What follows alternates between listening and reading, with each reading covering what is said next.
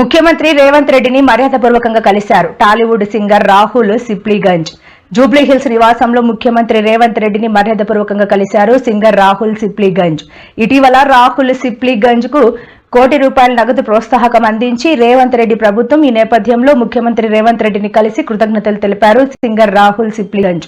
కాగా ఇటీవల ఇచ్చిన మాట నిలబెట్టుకున్నారు సీఎం రేవంత్ రెడ్డి. సింగర్ రాహుల్ సిప్లీగంజ్ కు ₹1,00,00,000 నజరానా ప్రకటించారు. RRR సినిమాలోని నాటు నాటు పాట ద్వారా ఆస్కార్ స్థాయి వరకు ఎదిగారు రాహుల్ సిప్లీగంజ్.